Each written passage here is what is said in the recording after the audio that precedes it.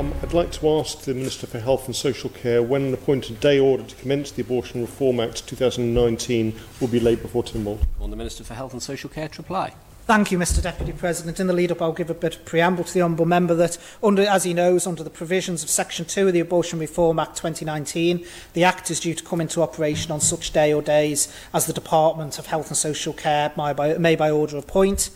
This Honourable Court will also recall that under the provisions of Section 17 of the Act, regulations must be made by the Department requiring relevant professionals to record the reasons for the termination, its circumstances, and to give notice of and information relating to that termination.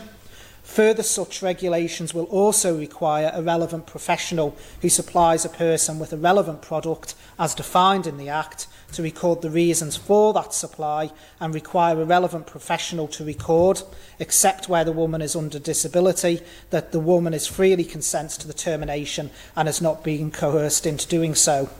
In addition to the regulations required under Section 17 of the Act, the Department is also required to issue guidelines about counselling and issue directions which are subject to Tynwald approval regarding the appropriate disposal of the fetus. I wish to reassure this Honourable Court that the Abortion Reform Act 2019 is a key priority for the Department, and there has been a large amount of work going on behind the scenes with regard to the aforementioned documentation and more generally addressing the practicalities required for the Act to come into operation.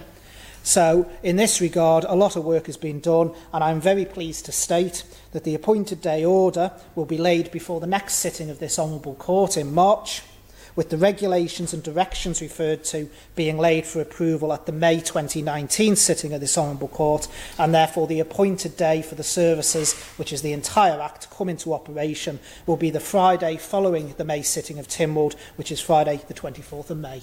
Thank you, Mr Question, Deputy President. Dr Allinson. Thank you very much, Mr Deputy President. I'd like to thank the Minister for that statement, which I think is very important for the women on the Isle of Man and the people using the service. Would he also be able to comment on the regulations that were part of the legislation to bring in access zones, and whether those will also be available as and when the bill comes into effect? Minister to reply.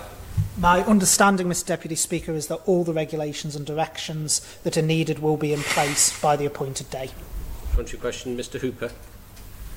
Thank you, Mr Deputy President. I'd like to thank the Health Minister for his firm commitment that the entire Act will be brought in all at once. I'd just like to ask that if, for whatever reason, that intention should change between now and May, that he commits to keeping this Honourable Court fully updated. Minister to reply. Thank you, Mr Deputy President. I don't like to be a hostage to fortune normally by saying I can't see circumstances where it would change, but obviously it's a very emotive subject, this Act. There's a lot of work gone into it, and I can reassure every honourable member of this Honourable Court, if for whatever reason something does change, they will be the next people to know after me. Question, Dr Allinson.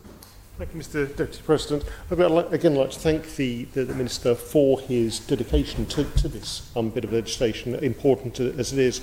Would he acknowledge, as he has done in the previous answers to the previous question, that resilience of the service is paramount?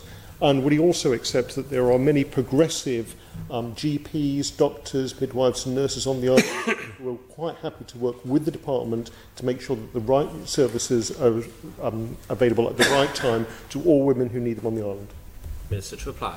Thank you, Mr Deputy President. As I said in relation to the motion from the Honourable Member for Council earlier on, we get one shot at this. It is absolutely important that the services that do come forward are resilient, can cope and can provide the services that the women of our island quite rightly should be not just expecting and demanding but also receiving.